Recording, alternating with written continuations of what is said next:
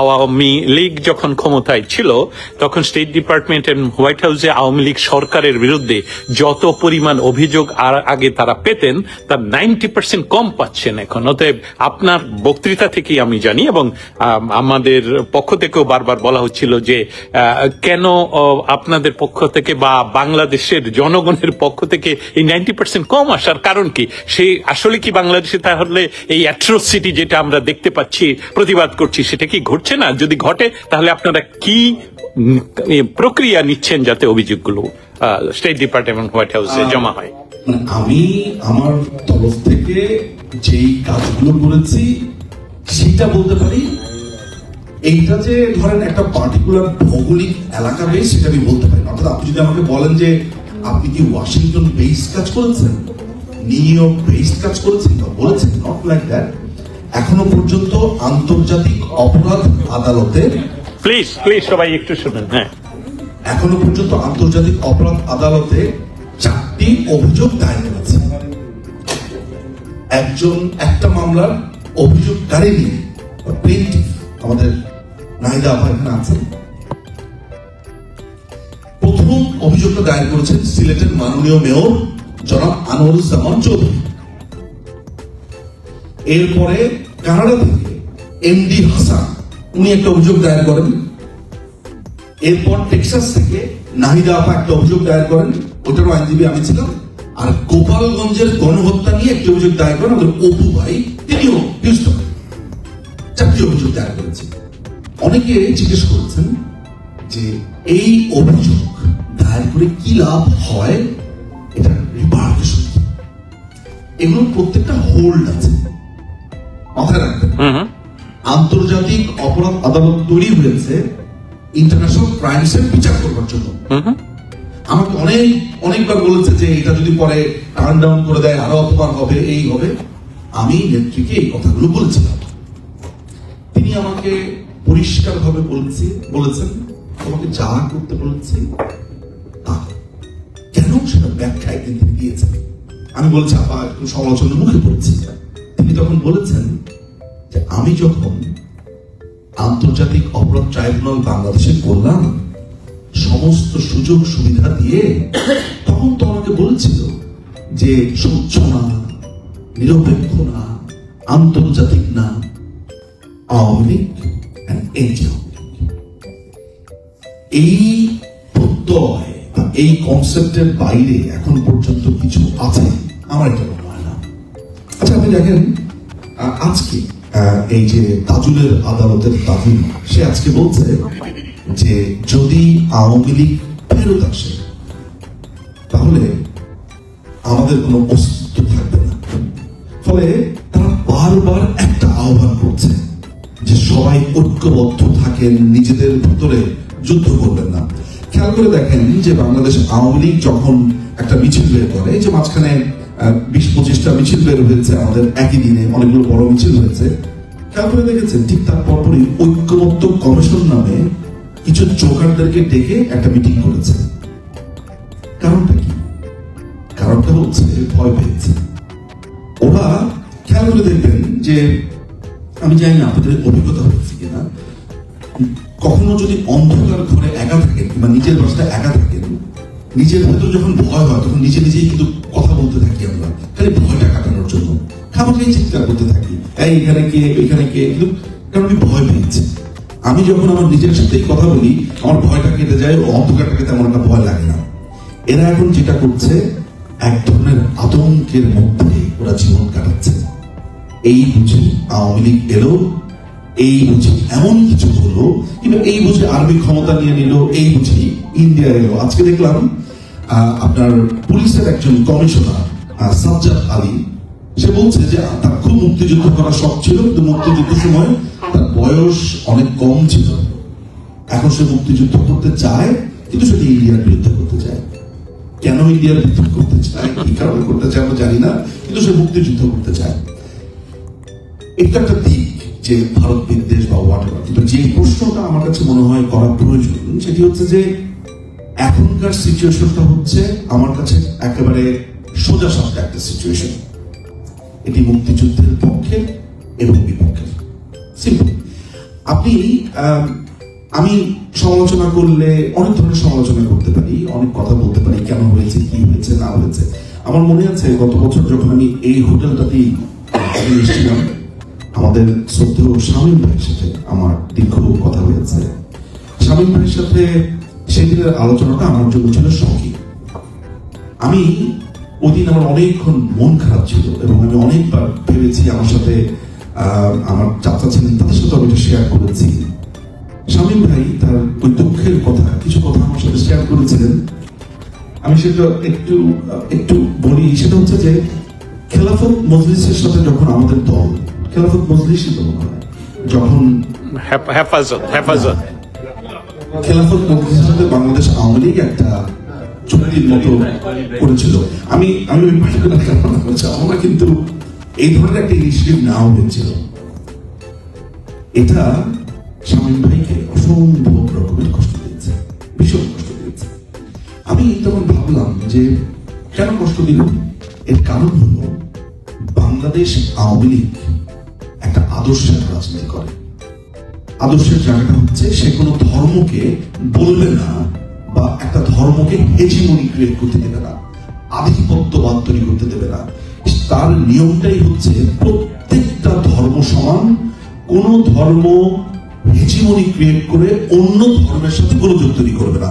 অর্থাৎ মুসলমানরা তার ধর্ম পালন করবে, মসজিদে যাবে, তার যা যা ধর্মীয় রীতিনীতি পালন করবে, হিন্দুরা মন্দিরে যাবে, তার মতো পুজো করবে, বুদ্ধিস্টরা তারা প্যাগোডাতে যাবে, তার মতো ধর্ম পালন করবে, খ্রিস্টানরা তার মতো গির্জাতে যাবে। অর্থাৎ প্রত্যেকটা ধর্ম নিজেরা পালন করবে।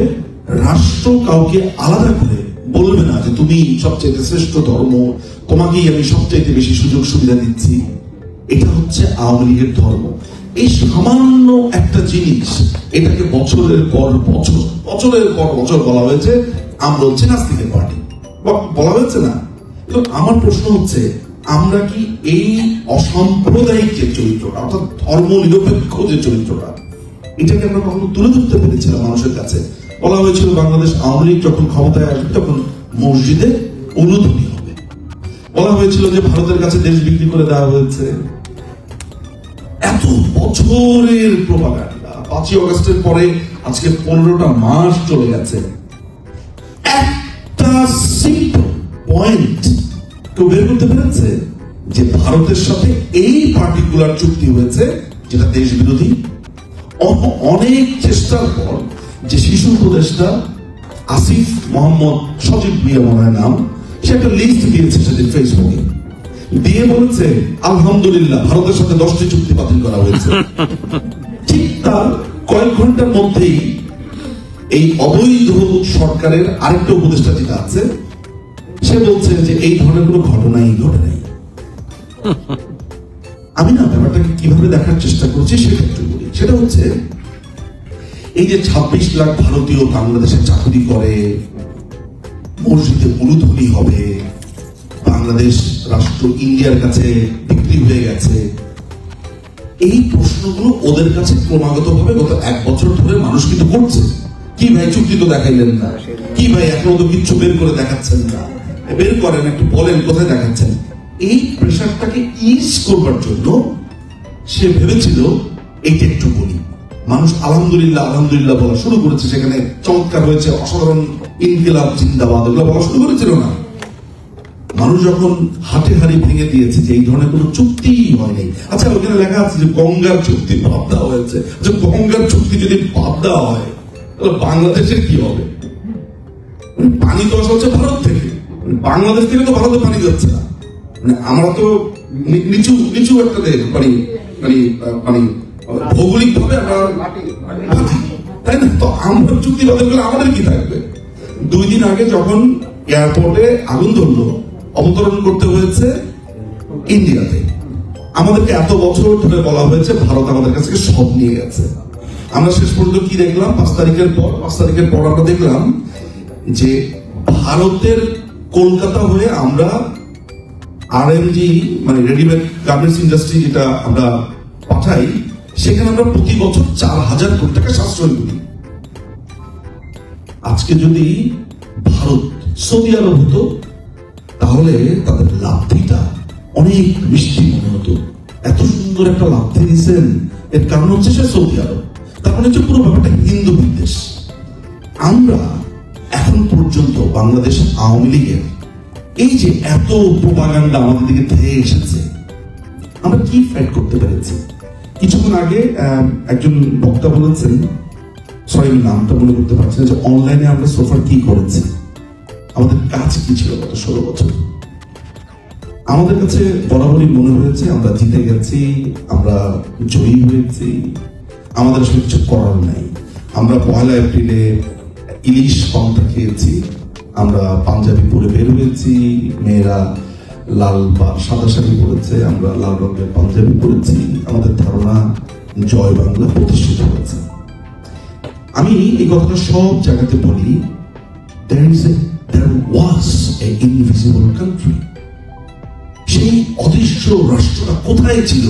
যেই অদৃশ্য রাষ্ট্রের নাগরিকরা বলতো একবার খালি সুযোগ পাইয়ানি, সেই অদৃশ্য রাষ্ট্রের নাগরিকরা বঙ্গবন্ধুর ভাস্কর্যে কি করেছে সেটি আমি আর বলছি না। তাহলে পুরো ব্যাপারটা হচ্ছে আমরা এতদিন এদেরকে চিনতেই পারিনি। একটা রাষ্ট্র বছরের পর বছর, বছরের পর বছর একটা জনগোষ্ঠী বিশ্বাস করতো পেঙ্গুইন আকাশে ওঠে। একটা রাষ্ট্রে একটা জনগোষ্ঠী মনে করতো যে সাইদি যা বলে সবই সত্যি। একটা রাষ্ট্রের একটা সিগনিফিকেন্ট অংশ মনে করে সাইদিকে চাঁদের মধ্যে দেখা যায়। আপনারা খালি একটু কল্পনা করেন তো, যে একটা রাষ্ট্রে আইফোন 17 চলে এসেছে, মঙ্গলে মানুষ গেছে, এখন অন্যান্য গ্রহে মানুষ যাবে, সেই দেশের মানুষ বিশ্বাস করে চাঁদের মধ্যে সাইদিকে দেখা যায়। এখন ধরা যাক না, দিস ইজ দ্য ট্রুথ। আমরা এই দেশের শাসন ক্ষমতাতে আবার আসবো। মাঝখানের যেই ট্রানজিশনাল পিরিয়ডটা দেখেছেন, এখানে একটা কথা উঠেছে যে সিদ্দিক ভাই বলছিলেন যে অনেকে বলছে যে 15 মাস তো গেল, আর কবে আরো সাফারিং দরকার আছে। যুদ্ধটা 9 মাসে শেষ হয়ে গেছে। 9 মাসে শেষ হয়ে যাওয়াটা হয়েছে বাঙালির সবচাইতে বড় অভিশাপ। ভিয়েতনামের মতো যুদ্ধ করতো বছরের পর বছর, তারপরে আপনি লক্ষ্য করে দেখবেন যে আমাদের একটা সম্মিলিত স্বভাব আছে। আমরা যখন খুবই ভয়ঙ্কর রকমের বিপদে পড়ি, এটা আপনাদের ব্যক্তিগত জীবনে দেখবেন, ধরা যাক কারো খুবই টাকার প্রয়োজন পড়লো, আপনার কাছ থেকে ধার চাইলেন, আপনি টাকাটা না দিলে ও মারা যাচ্ছে, টাকাটা আপনি দেওয়ার ঠিক 1 সপ্তাহ পরে টাকাটা যখন ফেরত চাইতে যাবেন, তখন তার অন্যরকম একটা রূপ দেখা যায়। শুধু আমি তো ম্যাটেরিয়াল কথা বললাম, যে কোনো ব্যাপারে হেল্প করবেন, এটা হচ্ছে আমাদের একটা সম্মিলিত চরিত্র। ওই একই ঘটনা আপনি মুক্তিযুদ্ধের উপর দিয়ে চাপিয়ে দেন। ভারত যদি 1 কোটি 10 লক্ষের মতো, আমার কাছে যে টাকাটা সোফার আছে, একদম অথেন্টিক একটা টাকা, অক্টোবর পর্যন্ত 90 লাখ, এরপরে ডিসেম্বর পর্যন্ত 1 কোটি 10 লাখ, এরপর আবার ফেরত এসেছে, চলে গেছে, এভারেজে ধরেন 90 লক্ষ থেকে 1 কোটি 5 লাখ 10 লাখ এরকম। আমরা জাস্ট মুক্তিযুদ্ধের পরেই বলা শুরু করলাম, ওরা তো নিজেদের জন্য করছে। কেমন একটা অদ্ভুত জানি না, যে আপনার প্রচন্ড ক্ষুধা লেগেছে, আপনার তৃষ্ণা পেয়েছে, আপনাকে আমি পানি দিলাম, খাদ্য দিলাম, আপনি ঘরে গিয়ে বললেন আমার চাচা তো ঘরের, বাবা তো ঘরের, মামা তো ঘরের, চাচার খালার মামা তো আপনার একবার হেল্প করছিল, এই জন্য আপনি আমাদের দিন খাওয়াইছিলেন, তাই না? এটাই তো আমার কাছে তাই মনে হয়। ফলে আমাদের একটা সম্মিলিত চরিত্র আছে, সেটা হচ্ছে ভুলে যাওয়ার চরিত্র। আমি বলি গোল্ডফিশ মেমোরি। আমি জানি না আপনারা জানেন কিনা যে গোল্ডফিশ তার অ্যাকোয়ারিয়ামের একটা প্রান্ত থেকে আরেক প্রান্তে যে সে তার কিন্তু স্মৃতিপুষ্ট, অর্থাৎ 15 সেকেন্ড তার শুধু মেমোরি থাকে। এটা হচ্ছে গোল্ডফিশের চরিত্র। বাঙালি বলি না, বাংলাদেশি বলি, এই চরিত্রটা আমাদের অনেক মানুষের মধ্যে আছে। ফলে এই যুদ্ধে আমরা জয়ী হব। আমি এই ব্যাপারে শুধু নিশ্চিত না, আমি আপনাদেরকে মোটামুটি একটা টাইম ফ্রেমও বলতে পারি কখন, কিন্তু আমি সেটা আলোচনাতে যাব না। আমি এটাও জানি যে বাংলাদেশে একাধিক কূপ হবে, অসংখ্য রক্তপাত হবে, এবং সেটা সামরিক ক্ষেত্রেই হবে। একদম লিখে দিতে পারি, এগুলো সব টেক্সট বুক এক্সাম্পল আমি আপনাদেরকে দিতে পারি। কেন সেটা আমি একটু অল্প করে বলবো, কিন্তু তার আগে আপনাদেরকে আমি একটা প্রশ্ন করি। ধরা যাক আমি কালকে ক্ষমতায় গেলাম, বাংলাদেশ আওয়ামী লীগ ক্ষমতায় গেল, দেন হোয়াট? না না, তারপরে আমি তারপরে কি করবেন? কেন প্রশ্নটা করলাম? 5 তারিখের পর যেই ছেলেটি বঙ্গবন্ধুর ভাস্কর্যের উপর উঠে নোংরা কাজটি করেছে, বা যেই ভয়ঙ্কর ছেলেটি গণভবনে ঢুকে মাননীয় প্রধানমন্ত্রী কি করেছে, ইউ নো, তাই না? এই যে মানুষগুলো, এটা কি করবেন? মেরে ফেলবেন, হত্যা করবেন, এটা কি সমাধান? এই যে এত নোংরা সব কিছু দেখলাম, তাহলে তার মানে হচ্ছে একটা রাষ্ট্র 54 বছরে ভয়ানক লেভেলের বিভাজিত, ভয়ঙ্কর। একটা মানুষ, একটা অংশ মনে করে যে বঙ্গবন্ধু তার মন চেয়েছে তাই তিনি ধরা দিয়েছেন মুক্তিযুদ্ধের সময়। অথচ টিক্কা খানের যে পিএস সিদ্দিক সাদিক, সেটা উইটনেস টু সারেন্ডার বইয়ে, আপনি যদি কেউ বইটা সংগ্রহ করেন, এটা খুব অ্যাভেলেবল একটা বই, সিদ্দিক সাদিকের উইটনেস টু সারেন্ডার। এই বইটার ভিতরে ও লিখেছে, যে নিজে খুন করেছে বাংলাদেশিদের, বাঙালিদেরকে, সে লিখেছে যে আমরা যখন তাকে ধরতে গেলাম, গিয়ে দেখি সে রেডি হয়ে বসে আছে, কারণ মুজিব খুব ভালো করে জানতো সে ধরা না দিলে ওই দিন আমরা ঢাকা শহরে কি করতাম। একদম। একটা মানুষ তার নিজের রাষ্ট্র, সে কি গেরিলা নেতা ছিল, চে গুয়েভারা ছিল, ফিদেল কাস্ট্রো ছিল, তিনি ছিলেন বঙ্গবন্ধু শেখ মুজিব, সে ভাবে কেন? উনাকে যখন মারতে আসলো, আমি আপনাকে আরেকটা উদাহরণ দেই, উনাকে যখন মারতে আসলো, বঙ্গবন্ধু হত্যাকাণ্ডের নথিপত্র মোটামুটি আমার মুখস্থ লেভেলের আছে। ওই নথিপত্র বলছে বঙ্গবন্ধুর হাতে 40 থেকে 45 মিনিট সময় ছিল। আপনাদের অনেকেরই ধারণা যে বঙ্গবন্ধু আসলে জানতো না, হঠাৎ করে এসে তাকে ওই সময়টা দেখে খুন করেছে। নথিপত্র বলছে, অর্থাৎ যেসব সাক্ষীরা সাক্ষ্য দিয়েছে, সেখানে আমি দেখতে পাচ্ছি রাত্রের 2:30টার সময় একজন সৈনিক প্রথমে ফোন করে বলে যে ট্যাঙ্ক মার্চ করছে। এরপরে এটা শফিউল্লাহ সাহেবের কানে আসে এবং এই খবরটা বঙ্গবন্ধুর কানে যায়। বঙ্গবন্ধুর কানে যখন যায় তখন এটা 4:30 4টা এই সময়টাতে সোফার ডকুমেন্ট যা বলছে। বঙ্গবন্ধুর বাড়িতে তারও প্রায় 40-45 মিনিট পরে ওরা আসে। বঙ্গবন্ধু এই 40 মিনিটে পালাতে পারতেন না? পালাতে পারতেন তো, তাই না? আমি হলে পালাতাম, কিন্তু বঙ্গবন্ধু তো আর আমি না। বঙ্গবন্ধু একটা দেশ। আচ্ছা, একটা দেশ কিভাবে পালায় আপনারা বলেন তো? তাহলে এই যে বঙ্গবন্ধুকে নিয়ে একটা দেশের অসংখ্য মানুষ, আমি আর এখন আমার মনে হয় যে এটা বলার কোনো কারণ নাই, অল্প কিছু মানুষ, অসংখ্য মানুষ মনে করে যে তিনি আসলে মুক্তিযুদ্ধের কিছুই না। সেই দেশে আপনি যদি জয়ীও হন, কি করবেন?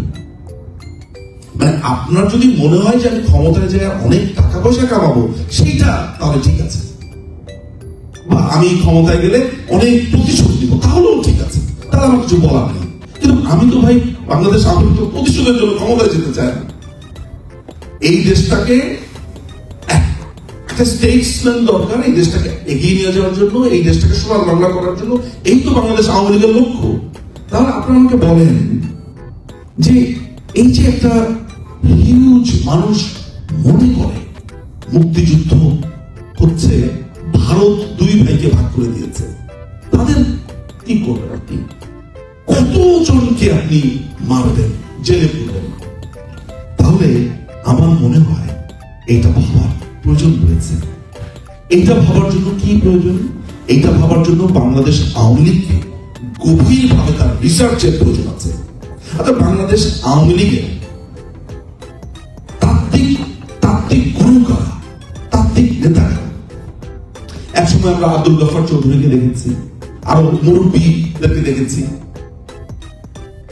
বাংলাদেশ, আমরা যদি আমাদের প্রতিপক্ষ দলেরও হয়, আমরা আমার প্রতিপক্ষের কথা বলি, ওদের খারাপ হলেও যাই হোক, ওদের ওই গফুর তো আছে, অর্থাৎ ফরদ মজহর তো আছে, মিস্টার গফুর আছে না ওদের, আছে তো। ওদের আরেকটা আছে, ধরেন সলিমুল্লাহ খান ওদের দলেরই ধরলাম, আছে তো, তত্ত্ব দিচ্ছে তো, ভুল ভাল যাই হোক যা বলছে দিচ্ছে তো। What about Bangladesh Awami League? ৭৭ বছরের পুরনো দল, আমাদের ফিলোসফিক্যাল স্ট্যান্ড, আমাদের, আমার মনে হয়, আমি এটা একটা সমালোচনা না, কারণ বাংলাদেশ আওয়ামী লীগ তো বাংলাদেশের অভিভাবক, এটা তো ভুলে গেলে চলবে না। ফলে আমার কাছে মনে হয় এগুলো ভাবার কারণ রয়েছে, দরকার রয়েছে, যে আমি না হয় আগামী কিছুদিনের মধ্যে ক্ষমতাতে আসবো, সেটা ন্যাচারালি আমাকে আসতেই হবে, তার মধ্যে দেশটা শেষ হয়ে গেছে। এটা হবেই, বাংলাদেশ আওয়ামী লীগ ক্ষমতাতে আসবেই, এবং সেটা 10-15 বছর মানুষ যেগুলো বলে ভুলে যায় খুবই দ্রুত। আমার ভয়ের জায়গাটা হচ্ছে আসার পরে কি করব।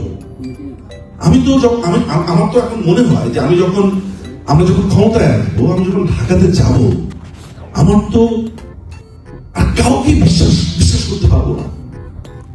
মনে হবে ওই যে কাকটা উড়ে যাচ্ছে, এও একটা মির্জাফর, ওই যে পাখিটা বসে আছে, এটাও একটা মির্জাফর। আপনাদের কি মনে হচ্ছে যে সাইকোলজিক্যাল অ্যাটাক হয়েছে? একটা দেশে একটা অংশ মুক্তিযুদ্ধকে মানে না, জাতীয় চামড়া থেকে অপমান করছে, তাহলে এই দেশে আপনি কি করবেন, কি করতে পারবেন? আমি বলি যে এখানে আলোচনা হয়েছে যে আমেরিকার সাথে আমাদের ভালো সম্পর্ক রাখা প্রয়োজন। সিদ্দিক ভাই বলেছেন, সিদ্দিক ভাই এই জায়গাটা থেকে বলেছেন, আই ফুলি আন্ডারস্ট্যান্ড, ওনার পজিশনটা আমি বুঝতে পেরেছি। এটা নিয়ে আমার মনে হয় না যে দ্বিমত থাকার কোনো অবকাশ আছে, যে এন্ড অফ দ্য ডেতে আমি একটা দরিদ্র দেশ, এটা হচ্ছে বাস্তবতা। আমি যদি এখন বলি যে খুব শক্তিশালী, ধরা যাক খুবই শক্তিশালী কাউকে আমি তাকে এই করবো সেই করবো, পারবো না। কিন্তু আমার কাছে যেটা মনে হয় যতটুকু আমরা করতে পারি, সেটা হচ্ছে এইটা ভাবার প্রয়োজন আছে, ঠিক আমার কতটুকু স্টেক আমি কম্প্রোমাইজে যাব, আমার টেকনিকটাকে বজায় রেখে। মাননীয় প্রধানমন্ত্রী গত 16 বছর এই ওয়েস্টার্ন ক্যাপিটালিস্ট এবং সাম্রাজ্যবাদীদের জম হয়ে দাঁড়িয়ে গেছেন। আমি আপনাকে একটা উদাহরণ দিই। 5 তারিখে যখন 32 ভাঙা হচ্ছে, ইংল্যান্ড টাইম রাত্রে 12টা বা 1টা, ভারতের সময় ফজরের ঠিক পরপর, আমি তো তখন কান্নার জন্য ঠিকভাবে কথাও বলতে পারছি না। আমার ধারণা এখানে যারা আছেন সবারই একই দশা, মানে এই জন্য বলতে আমার কোনো দ্বিধা নাই যে আমার যা অবস্থা আপনাদের সবারই তার অবস্থায় ছিল। আমি আপনাকে প্রথম 2টা রিংয়ে আপনার ফোন ধরেছি, কাঁদো না, একদম এটা প্রথম কথা। এটা উনি প্রথম কিছুক্ষণ আমার কান্নার শুনে বলছে, কাঁদো কেন, শক্ত হও, কি হয়েছে, ভেঙেছে তো কি হয়েছে, শক্ত হও। আমি বলছি, আপা আপনি একটু দেখেন না, এদের সাথে যদি কথাবার্তা বলা যায়, এদের সাথে যদি ঠিকঠাক করে ফেলা যায়। একদম এমনি খুবই রভাবে বলেছে, যে একদম কাঁচা কথা বলেছে, আপা আপনি আমেরিকার সাথে যদি কোনো ঝামেলা থাকে এদের সাথে কথাবার্তা বলেন, এত কথাবার্তা বলতে চায় আপনার সাথে। উনি শুনলেন আমার কথা, আরো কিছু কথাবার্তা বলেছে, আপা একটু দেখেন, আপা এগুলো তো চোখের সামনে, এটা জাস্ট জীবিত অবস্থাতে মৃত্যু। আপনি ভাবেন তো 32 আপনার সামনে ভাঙছে, আপনার হাত আছে, পা আছে, চোখ আছে, আপনি কিছু করতে পারছেন না, কি অসহায়। উনি কি বললেন জানেন? আমার এখন এটা কেন হতে বাজে, শোনো নিজম, শোনো একটা কথা তোমাকে আমি বলি, আমি বঙ্গবন্ধুর কন্যা, বঙ্গবন্ধুর কন্যা দেশে করে না।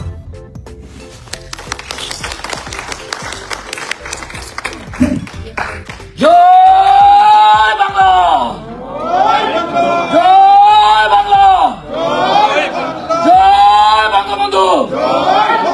ওই উন্নয়নের কোন নেত্রী আছে? ওই ডিজিটাল বাংলাদেশের কোন নেত্রী আছে? ভিউমিটির কোন নেত্রী আছে? চাইলে বলো আরো জোরে, আরো জোরে, এক হাসিনা, এক হাসিনা,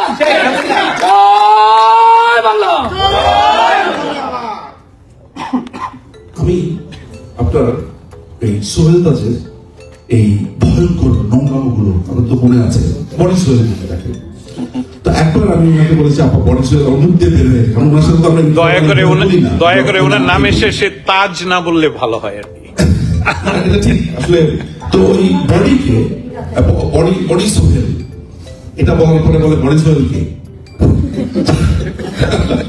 আমি তখন ওনাকে এক্সপ্লেন করলাম, উনি একটু হেল্প দিয়েছেন, কিন্তু উনি পরক্ষণেই বললেন, আমি বললাম যে ও এরকম বাড়াবাড়ি করছে, এগুলো বলছে, তার ব্যাপারে সিরিয়াস কিছু কাজ করতে চাই। উনি আমাকে প্রথমবার বললেন, নো, তোমাকে যা করতে বলেছে সেটা করো। আমাকে কি করতে বলেছেন? এই যে দুর্নীতি করেছে, এই যে ইউনুসের সমস্ত দুর্নীতিগুলো মানুষের সাথে তুলে ধরা, সিম্পল। আবার বলছি, তোমাকে না বললাম না, 3 বারের সময় আবার আনেবারে অন্য কথা ফাঁকে বলেছি, আবার এটা করতে হবে, এটা করা উচিত। নিশ্চয় শুনুন, তাজউদ্দিন কাকুর ফ্যামিলিকে নিয়ে একটি শব্দ নয়। আমাকে বলে ও খুব আনন্দ পাচ্ছে, ওকে বলতে দাও। তখন বলা শুরু করলেন তার প্রিয় খাবার কি, সে কি খেতে পছন্দ করতো, কি পড়তে পছন্দ করতো, তার ওয়াইফের কথা, বাচ্চাদের কথা, সব সুন্দর সুন্দর স্মৃতির কথা। আমার কাছে মনে হচ্ছে দূর দ্বীপ থেকে ভেসে আসা একজন মা তার সন্তানকে, তার পেয়ারা সন্তানের জন্য স্মৃতির মন্থন করছে। বিশ্বাস করেন, এটা আমার স্মৃতি। একটা সেকেন্ডের জন্য উনি বলেন নাই যে এই ছেলেটি খারাপ, কিচ্ছু না, শুধু বলেছে বলুক, আনন্দ পাচ্ছে, বলুক, ওকে আনন্দ পেতে দাও।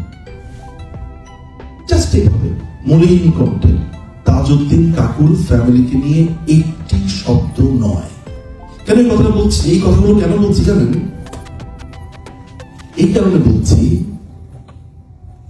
আপনাদের কখনো মাননীয় প্রধানমন্ত্রীকে দেখে মনে হয়েছে যে দূরের কেউ, ধরেন ম্যাডাম, মিস, এই টাইপের নাম বলা যায়? সব কল্পনা করেন তো যে মাননীয় প্রধানমন্ত্রীকে গেলেন, মিস আমি কি এটা করতে পারি, ম্যাডাম।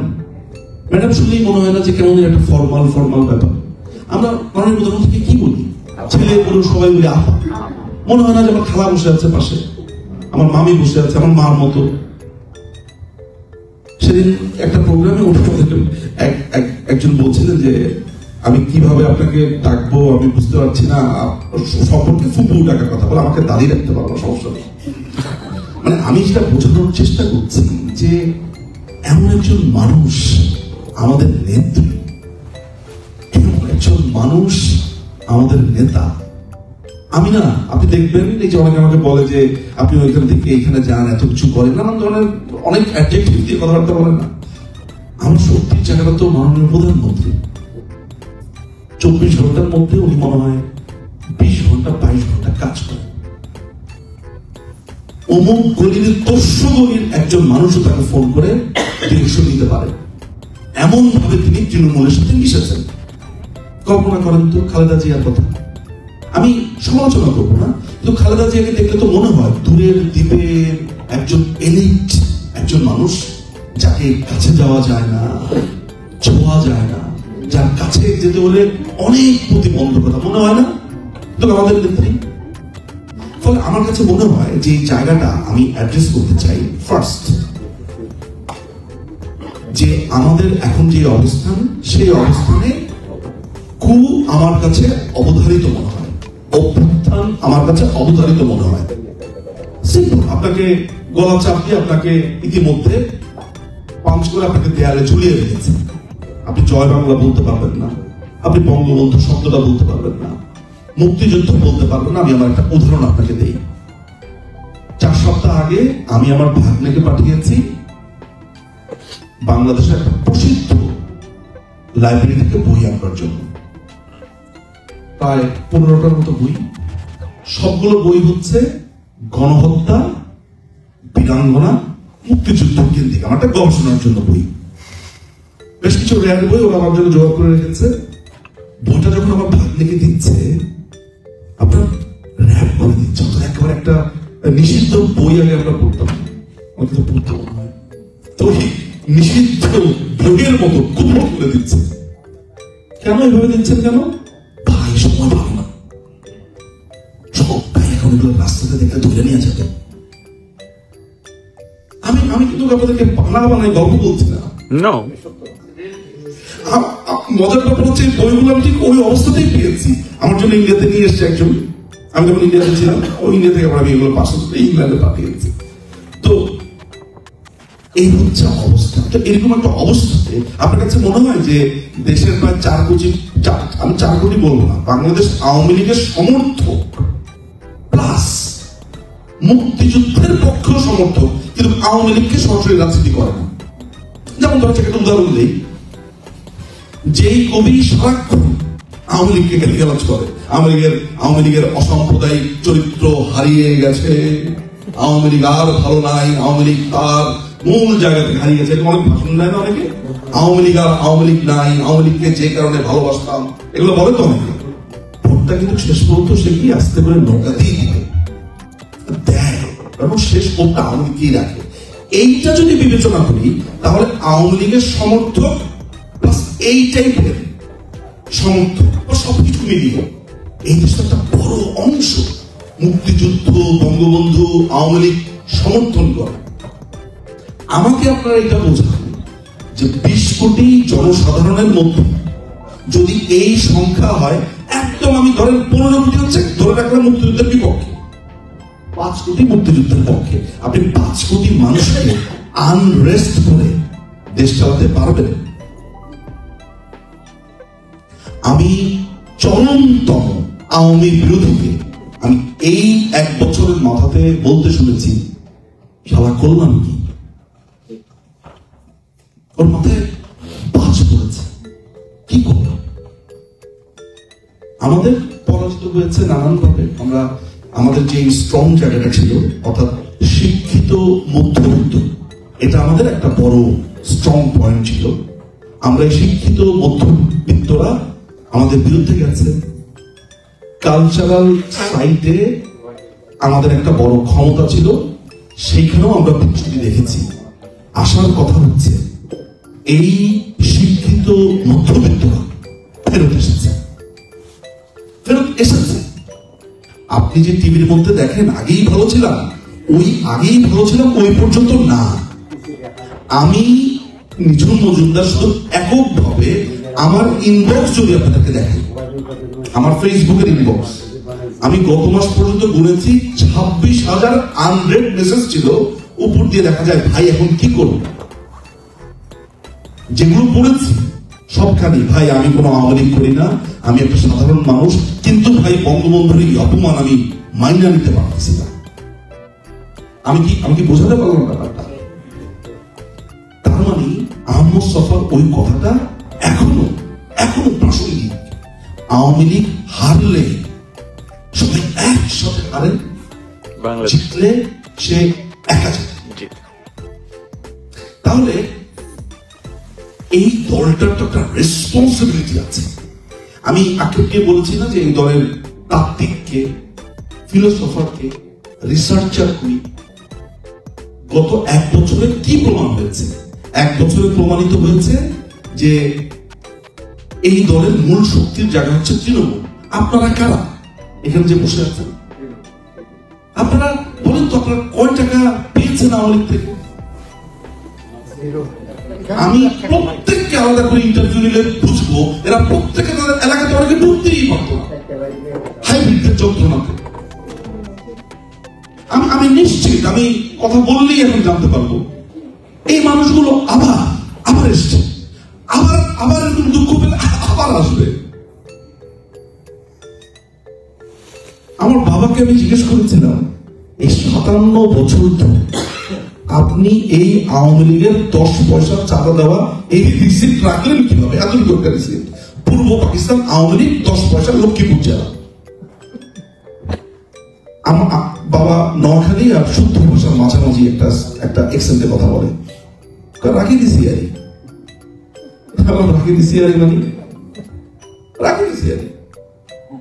মানে ওনার কথা হচ্ছে যে একটা পর্যায়ে বললো শেখ সাহেবের ডকুমেন্ট, এটাই তো বড় শখ। একটা কথা বঙ্গবন্ধু আমরা যারা শহুরে আরবান মানুষরা আছি অনেক অহংকার লাগাতে পছন্দ করি, অনেক অহংকার লাগাতে পছন্দ করি। বাবাদের আমলের লোকেরা, এখানেও অনেক মুরব্বীকে দেখতে পাচ্ছি, দেখবেন কথা বললে বলবে শেখ সাহেব বলতে। ওই যে শেখ সাহেবের মধ্যে যে ভালোবাসাটা হচ্ছে, হাজার বছরের শ্রেষ্ঠ বাঙালি বলে অনেকে ভাষণ দিত না, সার্জিসের মতো দিত না অনেক।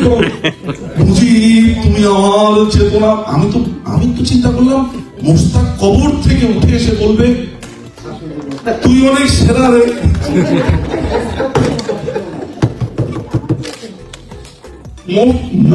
আমার ধারণা মোস্তাক কবর থেকে বলছে বাবারে আরেকটু চালা, তাহলে সবাই বলবে গালি দিবে সার্জিস না। আমি তো এই ছেলের ভাষণ অনেকবার দেখেছি, আমি তার বডি ল্যাঙ্গুয়েজ দেখেছি, তার চেষ্টা দেখেছি, আবেগে।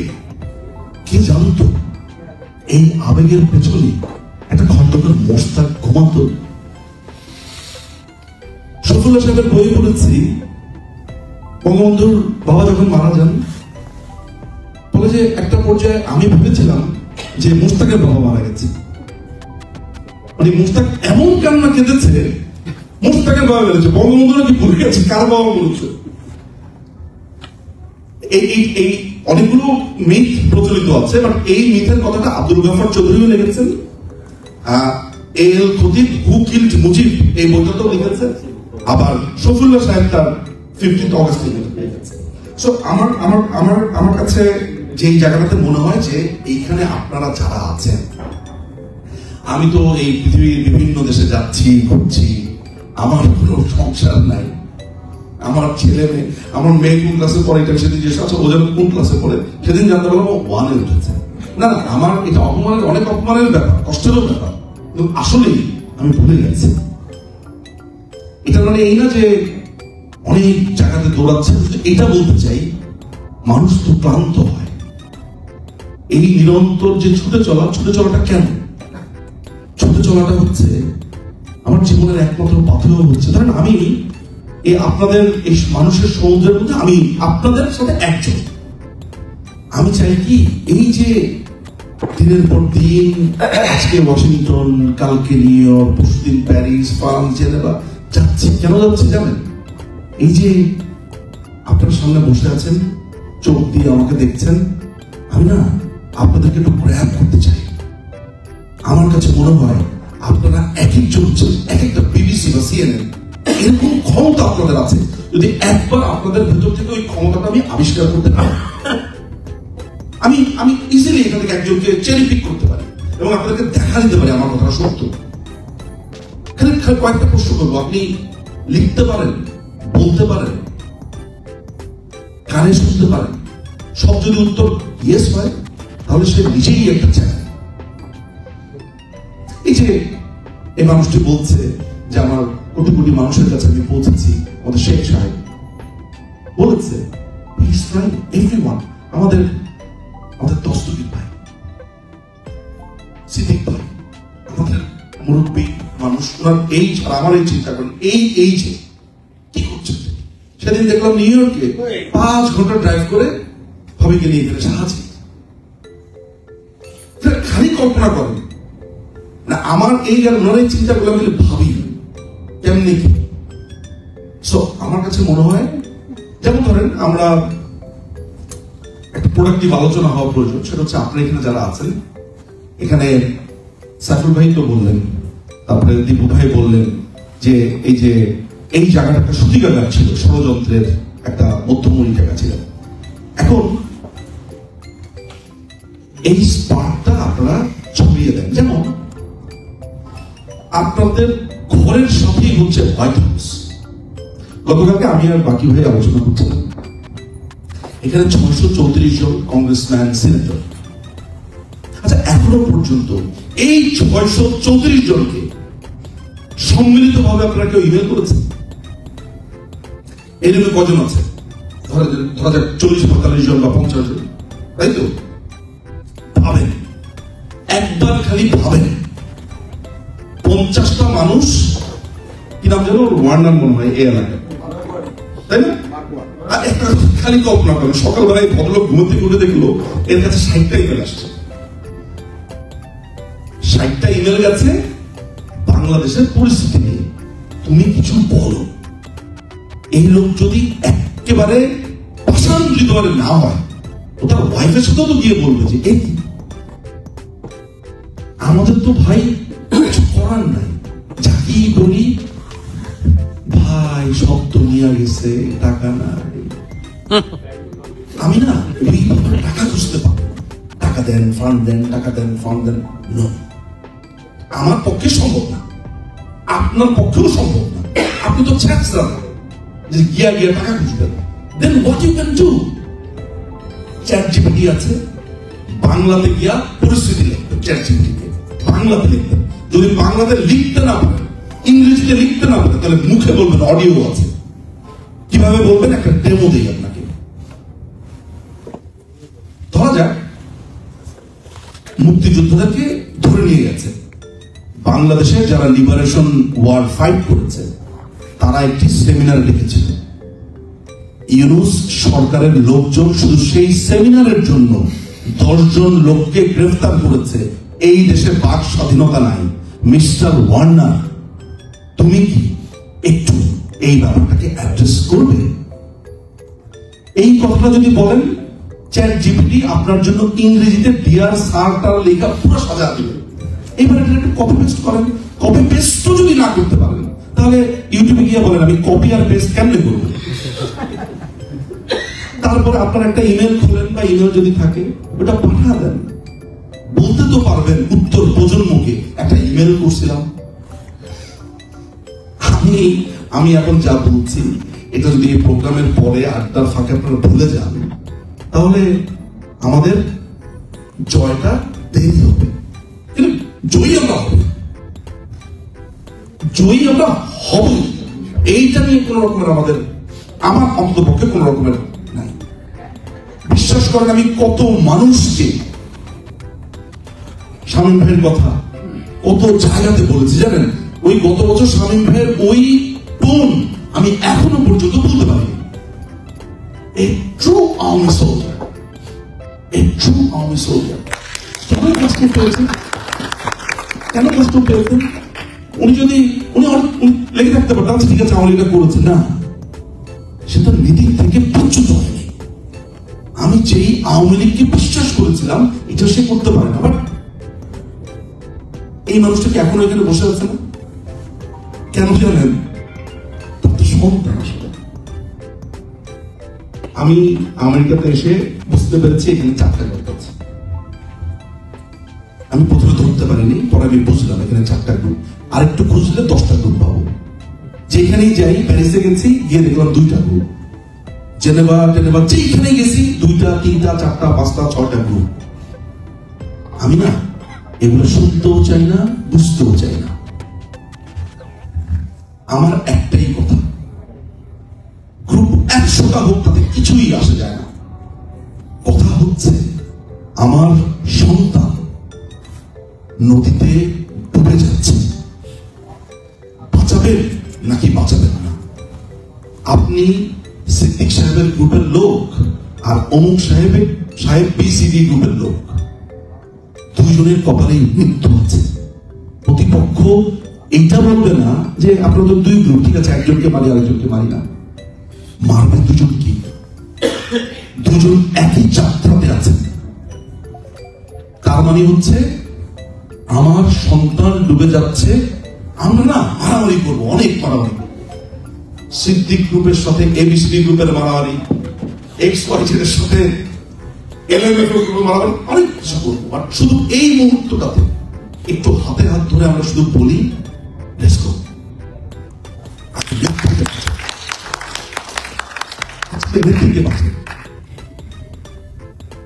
আমার মনে হয় যে আমার যা বলার কথা ছিল, ভোক্তা কথা হচ্ছে এইটা ভাবা, কিন্তু সামারি করি আমরা জয়ের পরে কি করব। What will be hour education system, আমার মেডিকেল নীতিটা কি, আমার চিকিৎসা নীতিটা কি হবে, আমার কৃষি নীতিটা কি হবে। আমি এই ক্র্যাশ ছাগল ছাগল পাগল যেগুলো মনে করে যে পেঙ্গুইন নাকি আকাশে ওঠে, ওই যে আমির হামজার বক্তৃতা শুনে মনে করে সে, তাই না? দেখেছেন তো? আমি এদেরকে নিয়ে কি করবো? আমাকে এটা ভাবতে হবে। আমি আমার কালচারাল রেগুলেশন, আমার যাত্রা বন্ধ হয়ে গেছে কেন, আমার পথনাটক বন্ধ হয়ে গেছে কেন?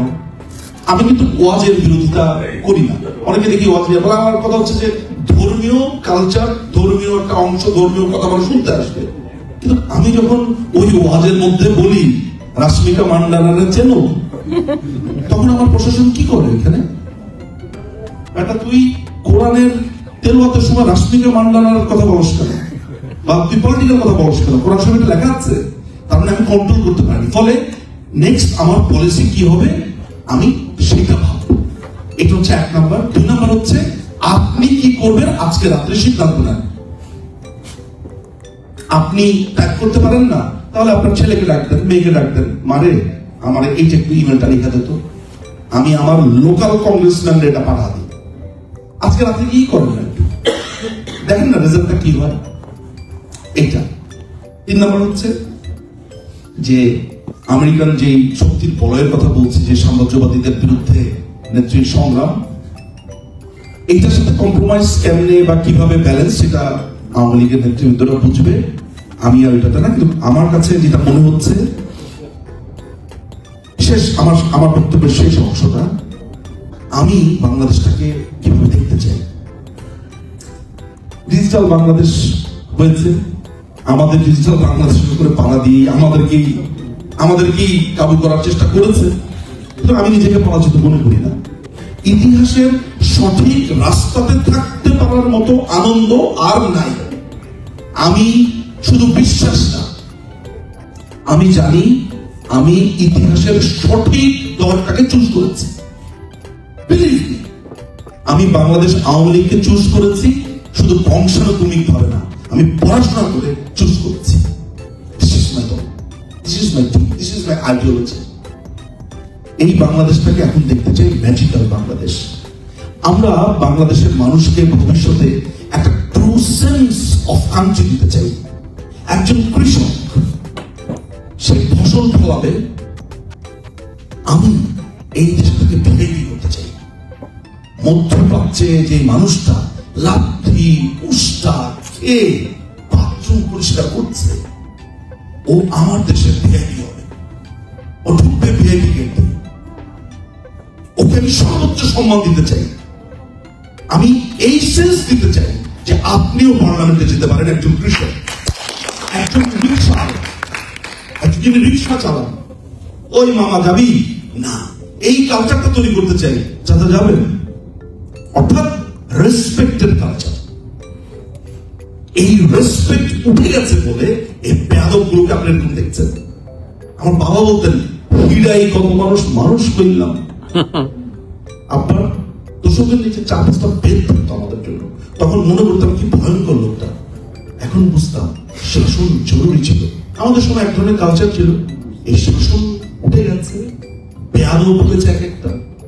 আমার মনে হয় সামনের ম্যাজিক্যাল আওয়ামী লীগটা হবে শোষিতের আওয়ামী লীগ। এই বুর্জোয়া ক্যাপিটালিস্ট বাংলাদেশ আওয়ামী লীগ তো ভাই একটা ব্যবসা প্রতিষ্ঠান না। আসলাম, একটা ব্যাংক বানাইলাম, টাকা পয়সা নিলাম, আসলাম, আমার 50টা বাড়ি করলাম। ভবিষ্যতের আওয়ামী লীগটা যাতে হয় তৃণমূলকে প্রতিটা মুহূর্তে ভালোবাসবে। এই তৃণমূল যারা আছে, আজকে সাইফুল ভাই পাশ থেকে বের হওয়ার পরে যুবলীগের ভাই আমাকে বলছেন যে ভাই দলটার জন্য তো সব হারাইলাম। লোকটা যশোরে গিয়ে ট্রাই করেছে, টাকা দেখলাম কি আরাম মায়ের সবকিছু ফেলে যশোরে গিয়ে চেষ্টা করেছে, নানান ভাবে কর্নাট করেছে। নিশ্চিত এখানে অনেকের ইতিহাসটা এমন। আমেরিকা থেকে আইসেন, রিমিয়া পাক আমাকে বলতেছিল যে আপনি তো দেখি উইরা এসে জুড়া বসছেন। রিমিয়া পাক আনসার দিয়েছে, আমেরিকা থেকে তো ফ্লাইট উড়েই আসতে হবে, তাই না? উড়েই তো আসতে হবে। অর্থাৎ কেউ একটা ফ্লরিশ করার চেষ্টা করলে ও কিন্তু ওনাকে বিএনপি করতো, জামাত করতো।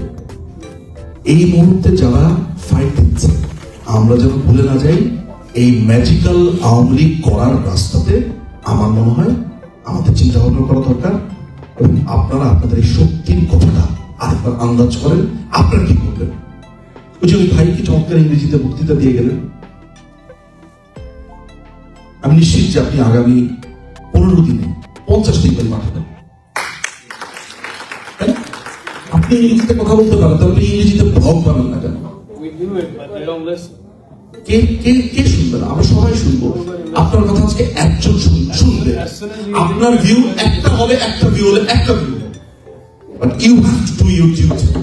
আপনি ইংরেজিতে কথা বলেন, ইংরেজিতে ব্লগ বানাবেন, তাহলে আপনার কথা শুনবে বিদেশিরা। সো আমি আর অনেক কথা বলে ফেলেছি। এখানে যারা আমার মুরব্বী, বাবা, চাচা, আমার বন্ধু, সমবয় সবার কাছে আমি যদি কোনো ঔদ্ধত্য দেখিয়ে থাকি ক্ষমা করবেন। আমার একটাই কথা, আমি আমার ফ্যামিলি থেকে বিদায়ও নিয়েছি। আমার ওয়াইফকেও আমি বলেছি পরিষ্কার ভাবে, নেত্রীকে ফেরত আনা পর্যন্ত আমাকে ভুলে যাও যে আমি আছি।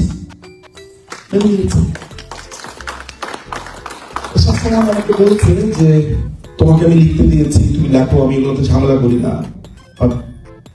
একসময় বলতো যে এক্সেস করো না, এখন বলো যে ঠিক আছে ছেড়ে দিলাম না। এখন সে দেখতে পেয়েছে কোনোদিন কোনো পলিটিক্যাল পোস্ট তাকে দিতে দেখিনি, 32 টাকা ভাঙার দিয়ে সে পোস্ট দিয়েছে, প্রতিশোধ নেব বলেছে, প্রতিশোধ নেব। তার মানে আমাদের প্রত্যেকের যে সম্মিলিত ক্ষোভ, যে মানুষটা পলিটিক্স নিয়ে কোনো কথা বলে না, সেটা বলে প্রতিশোধ নেব। কেন প্রতিশোধ নেবেন আপনি? কারণ কষ্ট দিচ্ছে।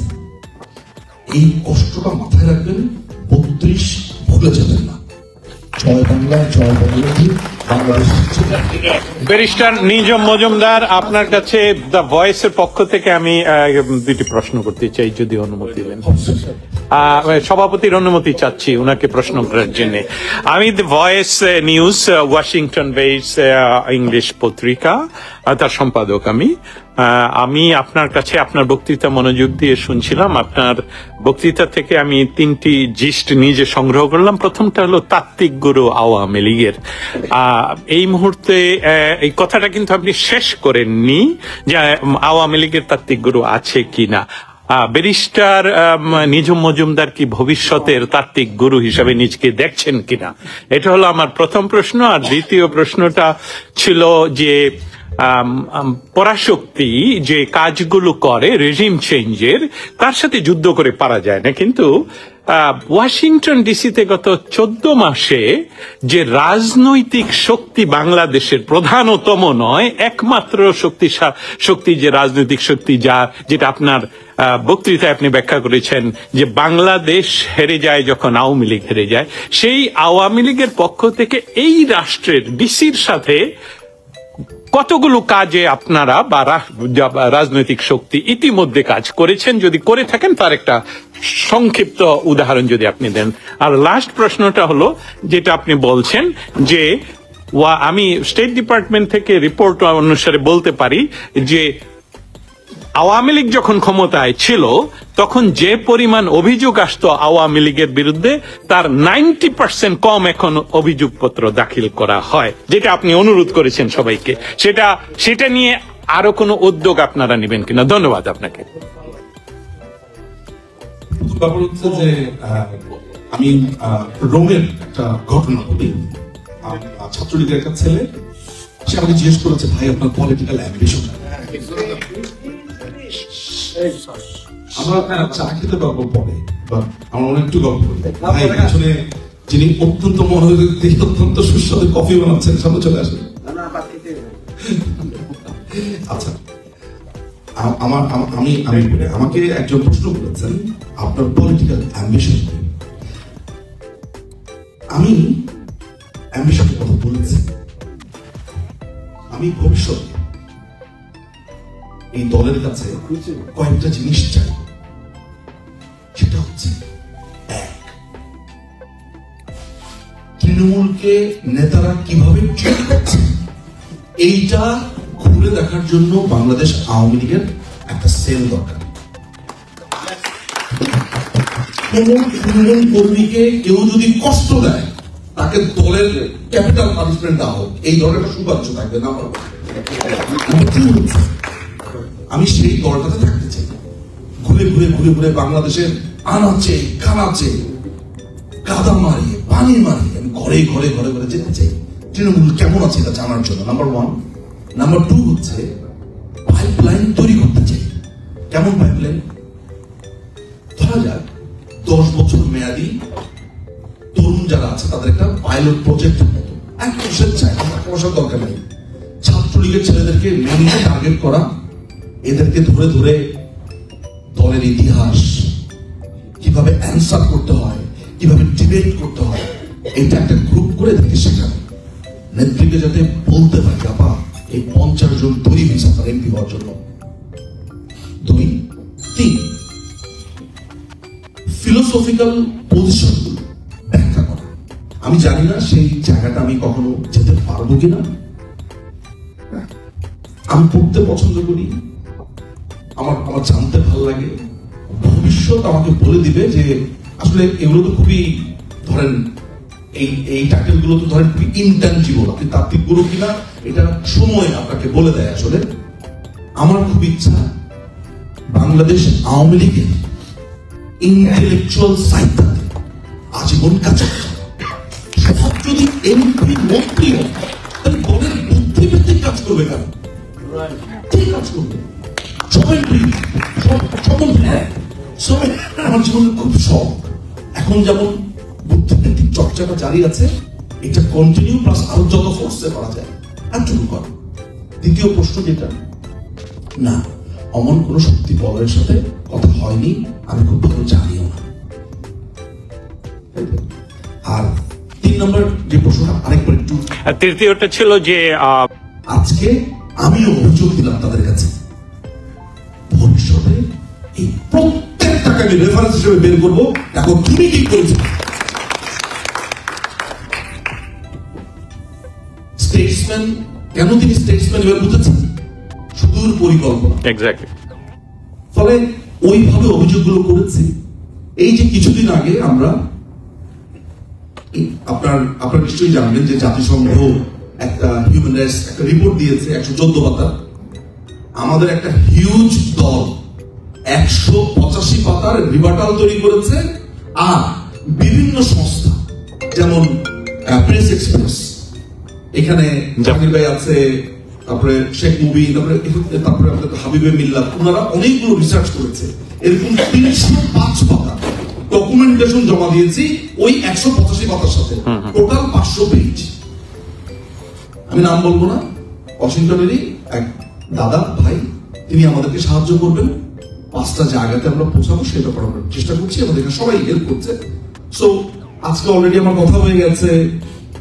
জেনে রাখেন, ফিনল্যান্ডে আমি যাচ্ছি 9 তারিখে, একটা সভা আছে ওনাদের একজন মন্ত্রীর সাথে। জেনেভাতে একটা সংবাদ সম্মেলন করব, ওইটার অ্যারেঞ্জমেন্টের জন্য কথাবার্তা হয়ে গেছে। ফান্ডিং এর প্রয়োজন, টাকা পয়সা অ্যারেঞ্জ করে দিব। ব্রাসেলসে নিশ্চিত আজকে আমার কাছে টাইম নিয়েছে, আমি বলেছি 8 থেকে 18 তারিখের মধ্যে সংবাদ সম্মেলন।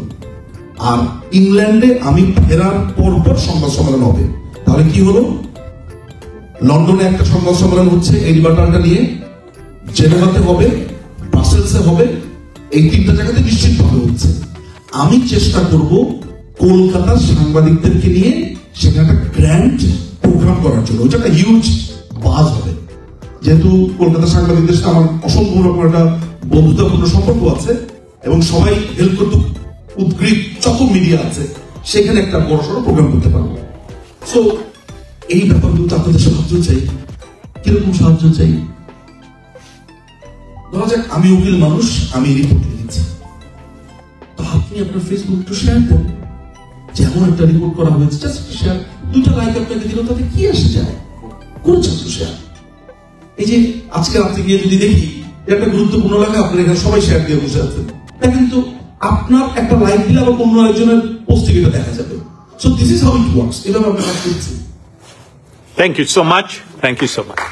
কিন্তু আপনি ভুলে গেছেন যে জানুয়ারিতে ওয়াশিংটন ডিসিতেও আপনি, জানুয়ারিতে বেসিক্যালি যেটা হয়েছে যে আগামীকালকে আমাদের একটা মিটিং আছে, ওয়াশিংটনে একটা মিটিং আছে, এক লয়ার, খুব বেশ নাম করা এফিশিয়েন্ট একটা আইনজীবী, কালকে ওনার সাথে একটা মিটিং আছে, ওইখানে আমরা একটু বসবো, সেখানে আমাদের কিছু কথাবার্তা আছে এইসব ব্যাপারে।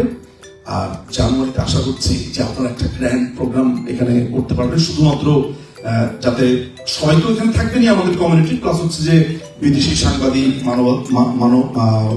মানবাধিকার অ্যাক্টিভিস্ট, লয়ার্স সবাইকে নিয়ে আমরা একটা গ্র্যান্ড একটা প্রোগ্রাম করতে চাই, সারা পৃথিবীকে জানিয়ে দিতে চাই we are not alone.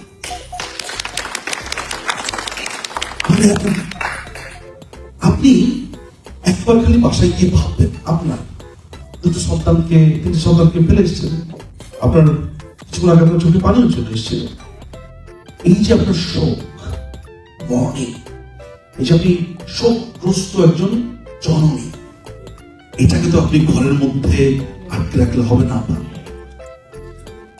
এটাকে শক্তিতে পরিণত করতে হবে। একজন মা কিভাবে বাহিনী হয়ে ওঠে এটা দেখিয়ে দেন ওয়ার্ল্ডকে। দেখান যে 3টি সন্তানকে ফেলে আমাকে দেশ ছাড়তে বাধ্য করেছে। আপনি একটা মামলা করে দেন, একটা অভিযোগ করেন, আমি আপনার ট্রাফিক করে দেব। আমরা এগ্রি করি যে আজকের দিন পর্যন্ত কিছুই করিনি, ঠিক আছে, আমরা অভিযোগ করিনি। এখন কয়টা বাজে? এখন ধরেন 11:15 বাজে, তাই না? নেক্সট 6-7 ঘন্টা ঘুমাবেন, কালকে সকাল থেকে একজন এখান থেকে দায়িত্ব নেন। আপনার কথা ছিল নিয়ে ওকে কি নাম আপনার? রাতুল। এরকম ইয়াংস্টার একজনকে চুজ করে। দীপু ভাই আছে এখানে, সাইফুল ভাই আছে, বাকি ভাই সো ইন্টারেস্টেড। কালকে আমরা অনেকক্ষণ গল্প করছি, তার মানে হচ্ছে যে কিছু একটা করতে চাই এই লাইনে। 5 জনের একটা টিম বানাবো, আমার সাথে কন্টিনিউয়াস আমরা কানেকশনে থাকি। আমাদের একটা লিগাল টিম আছে, এই যে এরকম ঝামেলা হচ্ছিল, লিগাল টিম নাই, এই না সেই না, আমি বলছি ওয়াই এত কমপ্লেন কেন, চল আমরা লিগাল টিম বানাই, সব ব্যারিস্টার এখানে বন্ধু বান্ধব মিলে বানিয়ে ফেলছে। আমাদের ওই ব্যারিস্টার টিম আন্ডারগ্রাউন্ডে এই যে 500 কথা রিপোর্ট লিখে ফেলছে। আপনাকে যখন টিভিতে ডাক দেয় না, আপনি নিজেই টিভি হয়ে যান।